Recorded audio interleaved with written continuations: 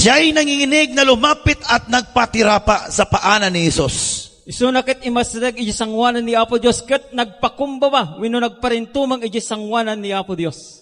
Pagkabilang sa mga ito, ang isang babaeng 12 taon ng dinudugo. It's issues of bleeding for 12 years. So tonight, we're going to learn something amazing.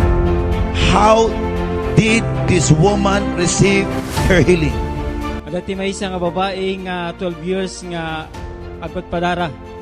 Naubos na ang kanyang kabuhayan dahil sa pagpapagamot. Naibos aminin nga kwartana, amin nga kinabaknang na, gapo iti panagpaagas na. Lumapit siya sa likuran ni Jesus Imasidag ijay likodan ni Jesus. at hinawakan ang laylayan ng damit nito. Ket inigganan na dejay mordong, iti ay gayadan iti bado ni Jesus. Noon di tumigil ang kanyang pagdurugo. Ngamhaan nga si Mardeng, panagpadara na. Nagtanong si Jesus, sino ang humawak sa damit ko? Dinamag ni Apo Dios, sino tinangigam ni Jay Badok? Nang walang umamin, sinabi ni Pedro, Panginoon, Yung awan iti imamin, kuna ni Pedro. napapalagiran po kayo at sinisiksik ng mga tao. Kuna na, adu ti tattao nga nakapalibot kanya tayo. Ngunit sinabi ni Jesus, may humawak sa damit ko. Ngam sinabi ni Jesus, ngam imbaga ni Jesus, adat inang sagad Jay Badok. Naramdaman kong may kapangyarihang lumabas sa akin. Nariknak nga ada iti panakabaling nga naawan kanya. Alaman ng babae na hindi pala maililihim ang kanyang ginawa. Hindi maamuan Jay babae nga ahan nga mailimod Jay inaramid na. Siya'y nanginginig na lumapit at nagpatirapa sa paanan ni Jesus. Isunakit imasdag iji sangwanan ni Apo Dios ket nagpakumbaba wenno nagparintumang iji sangwanan ni Apo Dios. Pagkatapos sinabi niya sa lahat ng naroon kung bakit niya hinawakan ang damit ni Jesus. Ket imbaga na jay kadagiti tao nga dajay nga noapay nga inigganada di bado ni Jesus. At kung paanong siya'y agad na gumaling. Ket imbaga na no kasano nga nariknana iti pannakaagas. Kaya't sinabi sa kanya ni Jesus, Isu nga kuna ni Jesus kenkwana, Anak, pinagaling ka ng iyong pananampalataya. anak, pinaimbag na ka ni iti pamatim, Makakauwi ka na. makaawit kan. Here's Yes, the Lord. amazing statement. Sabi dito, pinagaling ka ng iyong pananampalataya. Hindi sinabi nga dito, pinagaling ka ng Diyos. Imbaga na nga jay babae nga jay inagasan na ka iti pamatim, hana nga imbaga nga siyak tinang agas ken ka. Ang Diyos nandyan na po, mga kapatid. Ang gusto lang ng Diyos is mayroon tayong pananampalataya sa Kanya. Ang tanong, sino siya? I highly introduce, ako po'y mag-endorso ng Diyos na pinakapangyarihan sa lahat. Alam ko po, walang nagmasakiti na hindi tumatawag ng Diyos. Lahat po ay tumatawag ng Diyos. But the Bible says, sabi ng Diyos, sambahin mo siya sa pamamaraan na ikinagagalak niya. Ang tanong, saan ang Diyos? Huwag niyong kalimutan that we believe the Trinity, the Father, the Son, and the Spirit. In the book of Colossians chapter 1 verse 16, si Kristo ang larawan ng Diyos na hindi nakikita. Ni Kristo iti ladawan iti Dios gahan nga makita. Siya ang panganay na anak at pangunahin sa lahat ng mga nilikha. Isu ti inaunang anak ken umuna may pangunahin. Kanguraan iti amin nga naparswa.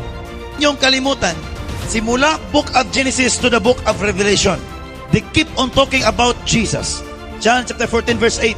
Sinabi sa kanya ni Filipe, Panginoon, ipakita po ninyo sa amin ang Ama at masisiyahan na kami. Sumagot si Jesus, Filipe, kay tagal na ninyo akong kasama. Hanggang ngayon hindi mo pa ako kilala? Huwag niyo kalimutan, ang pagkikilala kay Jesus, hindi po biro niyan. Maraming nagsasabi, kilala ko si Jesus. But bakit nandyan ang masakit at karamdaman? Nandyan ang klase-klaseng mga gawa ng dyablo. Sa madaling salita, hindi pa natin siya kilala. Kahit si Filipe, alam natin, isa sa mga disciples si Filipe. But sabi ni Filipe, Panginoon, ipakita ka namin ang Ama at ikinagagalak na namin. Sabi ni Jesus, Filipe, ang tagal nating kasama. Ba't hindi mo pa kilala ang Ama? Isang problema ngayon sa panahong ito. Pag sabing Jesus, hindi na natin kinilala kung sino si Jesus, paano natin siya sasambahin. Pagkatandaan ninyo, ang nanalig sa akin ay makakagawa ng mga ginagawa ko. At higit pa kaysa rito, sapagkat mabalik na ako sa Ama. Anong ginagawa ni Jesus dito sa mundo? Lahat po tayo marunong mapipreaching. Walang church leaders na hindi marunong mapipreaching. Isa sa ginawa ni Jesus na hindi na ginagawa ngayong panahon, ang pagsagawa ng mga himala. Ngayon, hindi na po natin hanapin ang Diyos kung saan-saan. Remember, kung nandito ang Diyos, Espiritu Santo, huwag niyong kalimutan yan. The moment na ang anak binuhay ng Ama, wala na siya rito. But, binigay niya ang nag-iisang banal na Espiritu Santo. Hallelujah! Praise the Lord! Hindi po tayo makapag-connect kay Jesus kung wala si Espiritu Santo. Sino si Espiritu Santo? Yang love si Espiritu Santo yan. Amen. Malalaman mo ang taong nandyan si Espiritu Santo dahil lang dyan ang pag-ibig sa tao. Amen! Malalaman natin na si Espiritu Santo nandyan sa Kanya, nandyan sa iyo, nandyan sa akin, dahil madali akong magpapatawad. That's true. Malalaman ko kung ang Diyos, Espiritu Santo nandito sa akin, dahil madali akong maawa sa kapwa-tao. Malalaman ko ang Diyos ay nasa sa akin, dahil mapag-ibig, may damdamin ako sa kapwa-tao. At yan ang kulang sa mga churches ngayon. Amen.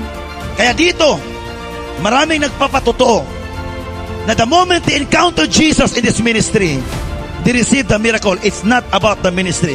It is all about the right worship. It is all about the right doctrine. It is all about the right service in Amen. Jesus Christ. Amen! Sa madaling salita, ang babaeng gumaling sa kanyang sakit at karamdaman for 12 years of blood issues. Hindi po siya gumaling dahil may Diyos. Gumaling po siya dahil alam niya kung saan siya nalapit. At alam niya na ang Diyos naman nandyan kay Jesus Christ. Hallelujah! Praise the Lord! Iba-iba po tayong paniniwala. Tawag niyan is belief lang yan. But pag sabing nagkakaisa tayo sa paniniwala, in the book of Matthew chapter 18 verse 19, tandaan niyo kung ang dalawa, hindi po tayo dalawa dito, ang dami po natin dito ngayon. Amen! The Bible says, tandaan din ninyo, kung ang dalawa sa inyo ay nagkaisa dito sa langit, sa lupa, sa paghingi ng anuman, Hallelujah! kung humingi tayo ng kagalingan, I tell you, the Bible says, ng anuman sa panalangin, ito'y ipagkakaloob sa inyo ng aking Ama na sa langit. Amen! Thank you, Jesus! Also follow our official Facebook pages, Jesus the Alpha and Omega Ministry, Prophetess Gretchen C. Jaus, Prophet Joe. If you want to connect with the prophet, just message his page and our staff will contact you. Shalom.